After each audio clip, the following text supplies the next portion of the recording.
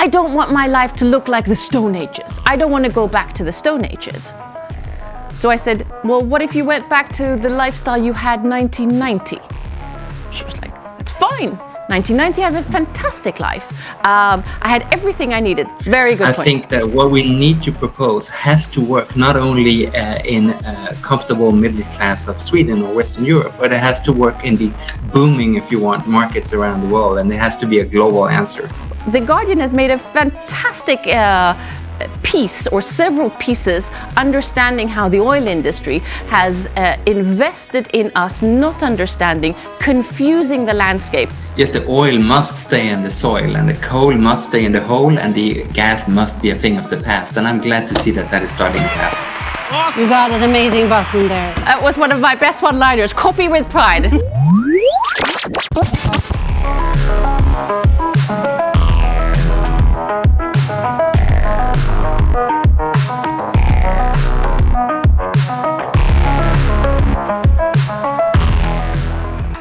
Welcome to The Switch, not just another podcast, but actually an entertaining, educating platform where we want to join in the fierce battle to make sure to do the transition that we need to do in the climate and for ourselves and for the future.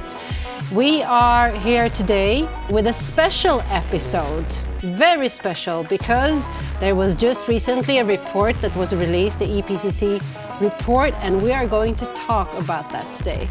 As usual, we will talk with experts. As usual, we will use our bullshit buttons and our awesome buttons, because we want to make this something that is easily understood, something that you know what to act on and to not act on, and also to make sure that you are a part of this conversation, because we need you and we need our experts. So when I read this report, the two people that came up to my mind was the people that are going to join us soon in the studio. They are not only experts in their areas, but they're very outspoken and they love the bullshit button, both of them. So that's why I bring with me today Aurore Belfrage, climate activist, but also investor that is working throughout Europe, and also Mattias Goldmann, also a knighted activist, even working very much with the 2030 secretary right now as well. Welcome to The Switch yet again. Thank you. Thank you. You've been here before. How did you feel when we called you back? Were you like, yes, I get to push the buttons again?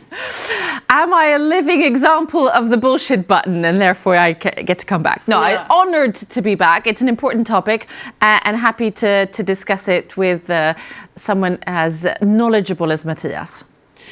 Mattias, you're far away in background right now, so you can't push them, but you can actually say, push it.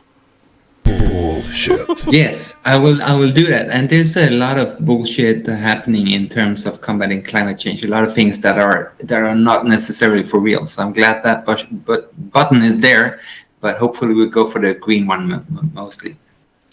Great. We will soon dive into what we're talking about today, but I want to remind you that if you want to take a part and be a part of this transition that we need to do, subscribe, like, comment, help us to grow this podcast, and most important of all, share this episode.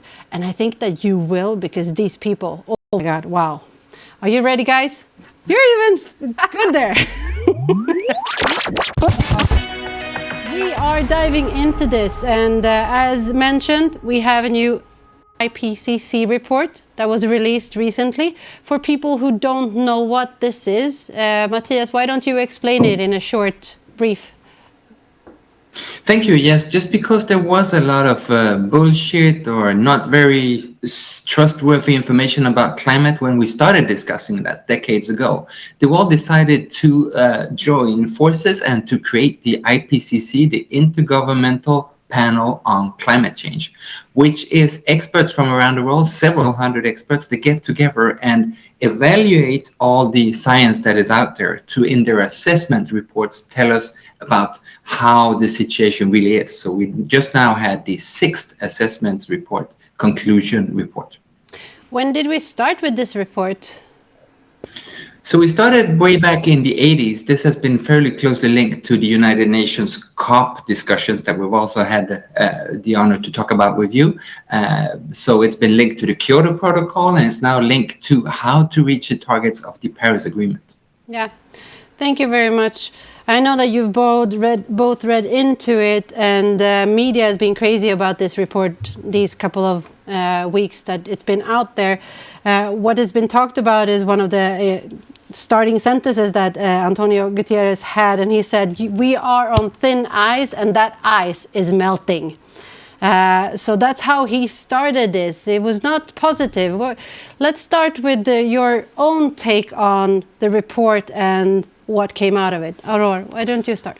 Well, Guterres also said we have a code red for humanity. And I think there are several sayings. The window is closing, we're on thin ice and it's melting. It's a code red.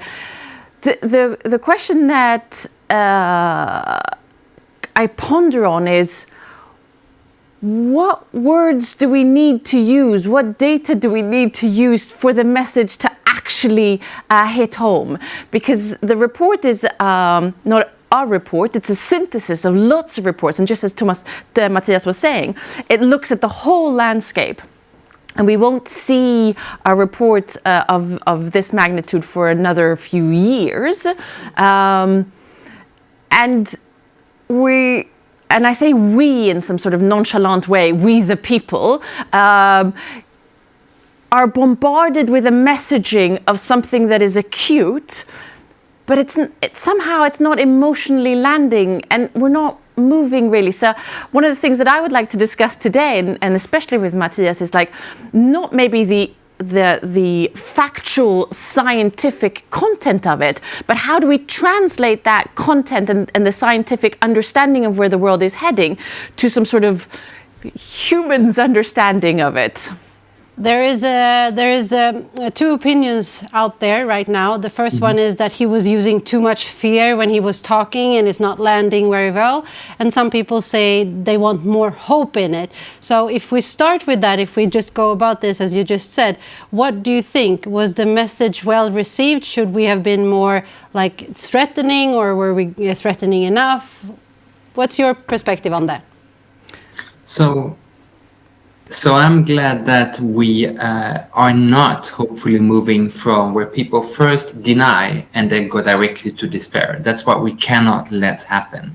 And I think the report gives us reason to, first of all, realize that it is very urgent. We need to basically reach net zero this decade to stand a good chance to win the battle against climate change.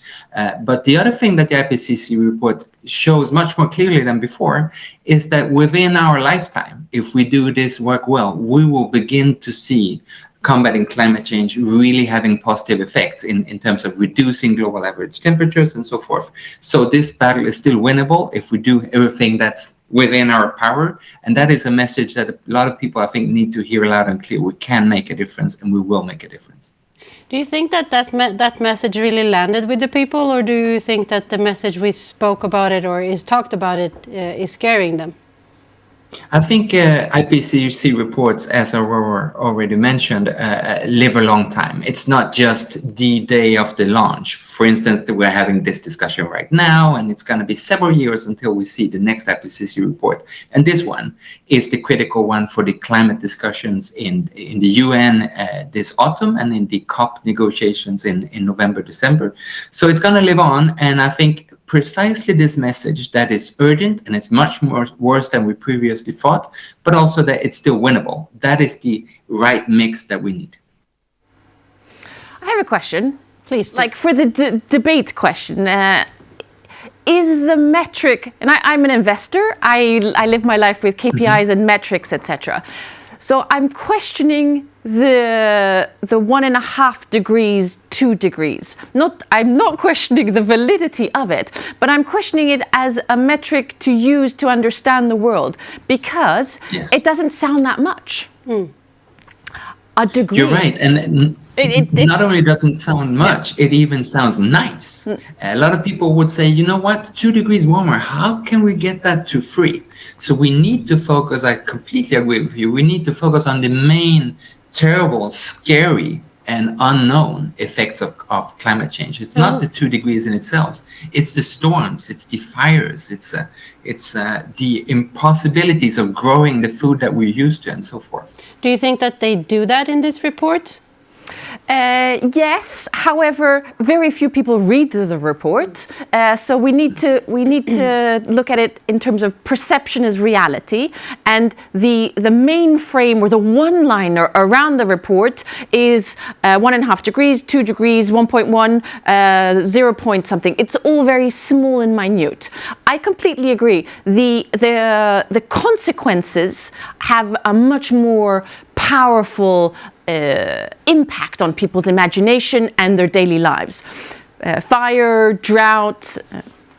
However, they are not as easily counted. So my suggestion, and let me see what you say there, Mattias, my suggestion would have been, let's measure, and I know this is imperfect and therefore we're not doing it, but let's measure tonnage.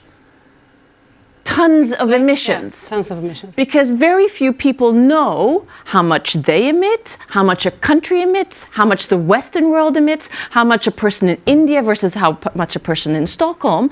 And so if the competition, because I think we need to gamify it, that creates a movement in itself. If the gamification were around actual tonnage, and I know that doesn't encapsulate everything, but maybe it would have been, it feels bigger. Mm-hmm. Your take on that, Mattias? I'm totally with you, Aurore, that we need to find a better way to communicate about climate change. And I'm also very disappointed that with all these years and all these bright people, we haven't come further. My main take there might be to look at how we see all kinds of commercials, from chewing gums to cars to anything else, how they work. They work by portraying the better life we get if we buy their product, if we follow the lifestyle they propose, if we read the magazines they propose us to read, and so forth. And there is a better lifestyle out there. There is a nicer life out there when we have non-polluting sources of energy and sources of transport, when we're allowed to work from home instead of commuting to work every day and so forth. So I'm mainly focusing on how we can portray a climate-friendly life as a better life for all. I had a funny story the other day. I was talking to a boomer who was feeding back to me. Who is that? What is that? What is a boomer? Boomer, what age are they? They are 60, 70. Yeah, okay. So I was referring to the transition and what that means and emissions, etc. And we need to make lifestyle changes. And I said it quite broadly, thinking that she would understand. And she fed back to me the counter-narrative from the deniers or the anti-movement of the transition said, I don't want my life to look like the Stone Ages. I don't want to go back to the Stone Ages. So I said, well, what if you went back to the lifestyle you had 1990? She was like, that's fine. 1990, I have a fantastic life. I had everything I needed. So that's not the question. So she thought I was making a mockery out of her position about not going back to the Stone Ages. And I said, between 1990 and 2023, your life has dramatically changed. And we're not even talking about that. So if you would go back to 1990 and be happy with that, we would solve quite a lot of problems. And something clicked in her head when she realized it's not literally the Stone Ages. We just need to do a few things differently, which made me realize the storytelling is so powerful. And Mattias, you were saying, why haven't we succeeded? I mean, I think one of the harsh realities in this is that we've had quite a lot of money invested into us not understanding this. Explain that, please. The Guardian has made a fantastic piece or several pieces understanding how the oil industry has invested in us not understanding, confusing the landscape throughout the 70s, 80s, 90s, etc., and continue, and knew already then. So it's not that we've completely failed. We've had a counter movement that has been well funded, and that is a harsh reality because they are successful in the traditional sense. And it's completely legal, so there's nothing. But from an existential moral point of view, we have a big problem here. I'm thinking as I join you from Bangkok stuck. I'm thinking that if I go out in the street here and say, do you want to go back to the life of the 1990s? I'm not going to have many takers. Very good point. I think that what we need to propose has to work not only in a comfortable middle class of Sweden or Western Europe, but it has to work in the booming, if you want, markets around the world, and it has to be a global answer. And I'm thinking also that most of what we need to do to combat climate change is not about going back a few decades. It's about fast forward to a better future. The circular economy, the sharing economy, the bioeconomy, all those things are part of the answer. Leave the linear behind, go circular. That's not going to mean that we backtrack. It's going to mean that we are much smarter. So I'm more into smartness than into looking back a couple of decades. Gutierrez said in his speech that all need to be a part of solution. He was speaking to country CEOs, he was talking to the oil and gas industry, he was talking to everybody. Would you say that there are some of them that are not in this game yet? And who would you then say are not in the game? I would rephrase the question and I'd say, yes, we're all responsible, but we're all responsible to a different degree. The world is relative. I come from a privileged part of the world and I am privileged, therefore I need to lead the way. So, and I come from a country that has polluted. So we are all responsible, but I think we need, it's relative. But what do you say about the other ones as well? We have the CEO, we have the oil and gas industry and so on. Do you think that there are any of them that are not taking their responsibility? I love the way that Aurore started rephrasing that. I would continue rephrasing it and saying that as long as we focus on responsibilities, people are going to shun that. A lot of vested investments and, even ourselves, when people say you're responsible, we're going to try and find a reason to explain why we're not responsible. So my focus is not who is the most responsible. And of course, we need a degree of climate justice here. But as soon as we try and apply that, people will say, well, there's all these reasons, X, Y, and Z, why I should not be held as responsible as you claim. So I'm much more into finding what's in it for me. How do we make people feel that I am the winner? We need to answer not why is it something that you have to do, but what's in it for me? And if we can answer that well, I think that's the key. And that is a strong message because it is something completely different to the focus on guilt and shame that we heard from globally well-known climate activists from Sweden, for instance. Elaborate on that, please. Yeah, I'm excited about, of course, being from a small country that's globally well known now for climate activist Greta Thunberg. She's also known for everybody here in Thailand, for instance, know her. But when I see those that we need to change the most, I don't necessarily feel that they will be very attracted by a message about guilt and shame or I want you to panic. Panic is not going to make us change quickly. What is going to make us change quickly is what Aurore already mentioned, that we need the KPIs to show that it's good for me as a person, it's good for the employer that I have, and it's good for the state economy of the country that I'm in.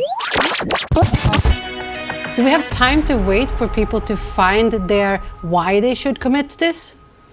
What takes a long time is, for instance, to say, well, we need a different kind of leadership, we need a different kind of economy than today's market economy. We have to, by and large, solve this with the politicians that we already have, with the market economy that is very imperfect, but that is there and takes a long time to change. So we need to find what has worked until now. And until now, in everything that's happened in this world, it's been driven by want. It's been driven by greed. It's been driven perhaps by laziness and all the other 7 deadly sins, if you want. It's not been driven by somebody sitting on your shoulder and saying that you need to do this, this is your responsibility. That has never worked until now. And I don't want to bet our joint future that for the first time ever, it's going to work. I completely agree. I think what we see in terms of a green arms race, the geopolitical game now being fought partly in the transitional realm, which is who will own the new energy sources, the new infrastructure, the new products, the new services, in a chapter that we ultimately have to build, will be the geopolitical winner. So fueling that entrepreneurial power and that competition. And Biden's IRA is a great example of seeing that there is a huge opportunity and everyone, just as Mattias was saying, wanting that opportunity. Can you elaborate on that as well for people who don't know what that is? It is a huge governmental package subsidizing with tax reliefs and other incentives and investment opportunities, governmental soft money, to build and innovate and scale up solutions that are part of the transition, either in terms of infrastructure or actual carbon emitting technologies. Europe is, instead of saluting it, it's partly saluting it, but it's also saying you can't do that. That's protectionism. And now we're whining a little about the fact that it's protectionism, because the consequences is European and Swedish companies are now packing their bags and going building in the US, creating jobs in the US, creating investments in the US, as well as making a dent on the transition. And Europe will need to very quickly now step up and create something that is similar, allowing the innovation to stay here and maybe even attracting the opportunity. How that plays out doesn't really matter. What's interesting is now we have a race to win the green transition. My worry there, off the record, because I think this is a great movement and a great process. My worry is that we're picking the lucrative cherries out of the cake, and we're ignoring some of the pieces that need to be solved and are mainly connected to cost. And we will figure it out because as and when these costs become apparent, we will collectively need to solve it. And it's much better that we're driven forward by the opportunity to build wealth, to build companies, to create jobs. I see that you want to answer that. Yes, well, I would just want to build on that. I'm so glad that you brought up the IRA, which is the Inflation Reduction Act. And the reason it's worth mentioning the abbreviation is because in the US, as in most of the world, when we say we've got a huge climate package for billions of dollars, many people are going to say no, thank you. But when we say we want to help you, households and companies, to not be as worried about increasing price on energy, electricity, and transport, we want to combat that by making sure that we can do our own fuels, that we can use the renewable electricity that will get costs down, and that we can make sure that your household costs go down because we're much more efficient. People are going to say, yes, I like that. So it's also about maybe not framing combating climate change at all as climate, but framing it as something that's helpful to the household economies. And a lot of the things that we're proposing, but not all of it, like Aurore mentioned, but a lot of it is really helpful for household economy, for the companies, and for the states. And as Aurore also mentioned, when everybody agreed on the Paris Agreement, what is good to be for business? To be the last ones or to be the first ones? Of course, there's more money to be had if you're the first movers. So this whole momentum that the Paris Agreement gave us, we're only just starting to realize the business imperatives and the gains to be had from being a leader in combating climate change. I really want to emphasize, I mean, the audience who are watching this are investors, company builders, startups, bigger companies. Like, what do they take away from this conversation? You've had a couple of examples now, but what do you bring with you? What do you do for a change now for real? I'd say that most of the people, I mean, definitely most of the people listening, but most of the people in this community are banking on the opportunity. I'd say there are very few industries that haven't understood the opportunity here. So I think I call bullshit on that. Are you sure? So if you wait for 1 second while I finish my sentence, there you go. Is the community that is still lagging their feet is the policy side of things and the structural infrastructure where these business opportunities need to fit in order to scale. And in that part of the world, they are still afraid, and they haven't framed it the way Mattias is saying it right now. And they're very scared of losing voters and losing, and they haven't been able to frame a vision for the future where they can rally their political troops around and put policy behind it that positions the transition as an opportunity. They are still in another storytelling language. So I'd say you don't need to be a brave politician any longer to frame this as an opportunity. You just need to move now and talk about the vision of the future that you want, because businesses have got it. That's my point.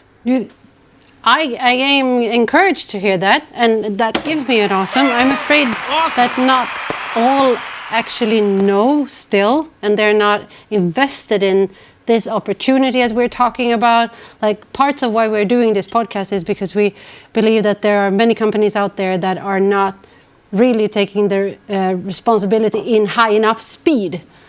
Comments on that, Mattias? Yes, I was also reaching out for the bullshit button there, because precisely for the example that Aurore gave us, that when we saw that we had an energy crisis, and when the war started with Putin attacking Ukraine, the answer from way too many of the politicians was to subsidize fossil fuels more than ever before.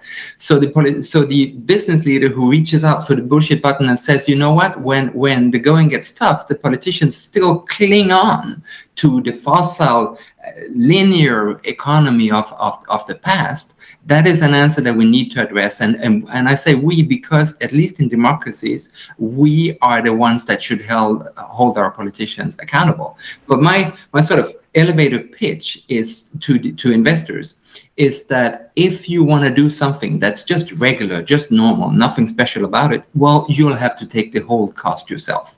But if you do something that's really aligned with the national climate target and with the Paris Agreement, you got great opportunities to get that partially funded by somebody else. You will get a lower interest rates because the risk is lower that this is going to be a stranded assets, and you're going to get the best employees because people are going to be much more excited about working for somebody who's part of the future than somebody who's part of the past.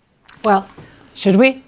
Yeah. You go. Yeah. Go for it. I'm just adding on to it because I think in order for that to be fully true, because it's partially true, in order for it to be fully true, this innovation needs to land somewhere where it can, it's scaled and it fits in within a policy framework. And our policy framework does not reflect the planetary boundaries. There are a few things that we need to do, and just as you were saying, we're still in the pockets of the fossil fuel economy, and we're leaning in when worried. And if I would put a pressure on it, I would say, let's put an end. Let's stop looking for new oil and gas. Khalas, it's over. We don't need that. Do we have an end date for oil and gas when we leave it in the ground? We can't do that. We will need it in 2050. Sure, but how much do we need in 2050? And if we slowly close that tap, we will spur on innovation because we'll need to move along. We need to set a price on carbon. The externalities of carbon still isn't priced, therefore it's harder for the companies that we're talking about to take that risk because it's unsure what the economy and the cost, my profits, my margin, what do they really look like when I add on a price on carbon. And thirdly, which I think is something that we need to start with immediately, we cannot subsidize the oil and gas industry. We cannot say that we're doing this for real. We have a Paris Agreement, we have the IPCC report, but with another pocket, we have tax reliefs for the oil and gas industry. And if you do those things, that statement will be even more powerful. Yes, the oil must stay in the soil, and the coal must stay in the hole, and the gas must be a thing of the past. And I'm glad to see that is starting to happen. You got an amazing button there. That was one of my best one-liners. Copy with pride. Let's move into the uncomfortable conversations. Uncomfortable conversations. The report is pretty clear. Why are we not moving faster? Prime answer is something that Aurore already touched upon, that there is so much invested in the oil economy. And of course, it's not going to lay down and die by itself. So we need to give them an escape route and exit to the future, if you want. And that's why I'm excited about not boycotting energy sectors or the aviation sector or things like that, but showing that sustainable aviation and sustainable fuels have a part of the future. It's just that they need to change the business model. Mattias, I have a question for you. Sorry. Shoot. Because I completely agree. Spending time on them defending themselves and the money that they've made and the position that they had, we don't really have time for that. So one is, and Christina and I have a special interest in that, is geothermal, allowing them to use their assets to dig for something else. But the other thing that has been floating around, which I find interesting, but I don't know how it would work, is that we purchase their assets. We say, thank you for building the economy. Thank you for the key role that you've had up till now. We would like to buy the oil and gas industry, and therefore creating a worthy, elegant exit where there's a money transaction. So the first part I'm completely with you on. An oil company is basically a drilling company, and an oil company is also somebody that could take care of the excess carbon in the atmosphere and put it where the sun doesn't shine. That would be brilliant business for the future and would be good business for them. The second part I'm not so sure about, because a big oil company is the economy of a mid-sized country. So that's a lot of money you're talking about. And I'm also unsure whether we really want to take citizens' money and give to companies that have not been helpful for a sustainable future. Maybe we need that money in the switch to renewables and the switch to the other sustainability targets. But nevertheless, it is legal, and it will be legal for the foreseeable future, to look for new oil and gas.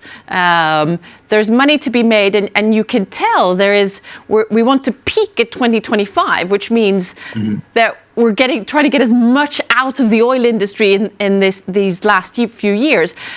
And you can't reverse that greed either, because that is... I don't know how it would work, but I've seen many economists look at how do we purchase these assets in order for us to save time. But I agree with you on the citizens bit. What the report says is that everybody needs to pitch in. We're moving into COP28 soon, as you mentioned. This is a report that will be based on it. What do you guys want to see at COP28? I want to see a lot of the things that Aurore mentioned. I want to see end dates for the things that cannot be a part of the future, the coal, the other fossil fuels. I want to see countries coming to the COP and saying, look, we're delivering on the national determined contributions. Every country has to have one. They're not delivering on it, and we're strengthening our targets. I want to see a competition between countries and companies and municipalities and even citizens about who is performing the best, who is the best aligned with a sustainable future. What about you, Aurore? I'm skeptical at best that we can, as a collective community, decide on everything, and the fact that we can't, therefore, slows down the whole process. So I'm with Mattias on the competitive side of it, like framing it as a competition, who will win the opportunity, who will leapfrog an industry, etc. And in certain elements, especially in the energy side right now, I think we're seeing that.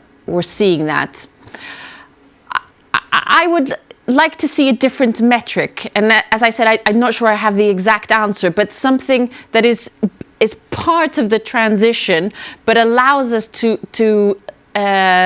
take partial responsibilities for something, and tonnage is one of them, either per capita or per country, and like frame it in that way. Because if we talk about this collective 1.5 and then we add, it's vague and small. So I would like a different frame it with a different metric, and then you can start looking at the opportunities, for example, in methane. Again, I'm quoting The Guardian. The Guardian just did a report on where do we have the big methane leaks, and part is human-made. Not all of it is human-made, but understanding how methane works versus carbon is a huge opportunity. It doesn't stay in the atmosphere just as long, but it has a much bigger negative impact while it's in the atmosphere, and is probably 25% of the global warming impact right now.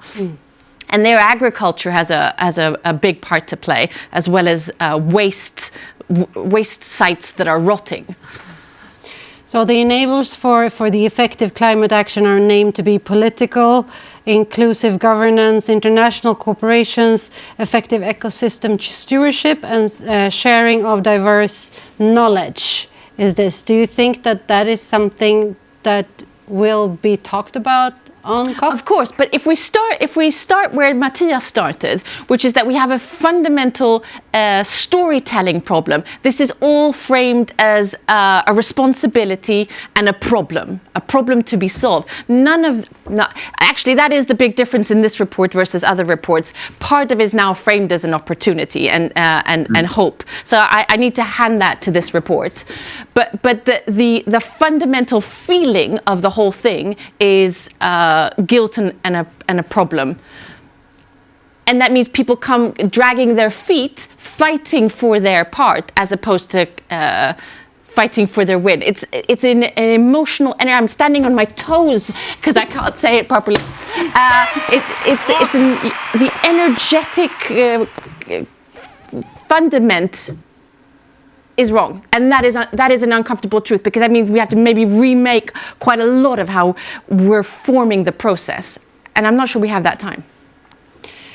We'll have to make that time, and I remember conversations with both of you. There is no ready-to-go path. There is no ready-to-go way to work this, but we need to solve it while we are working, right?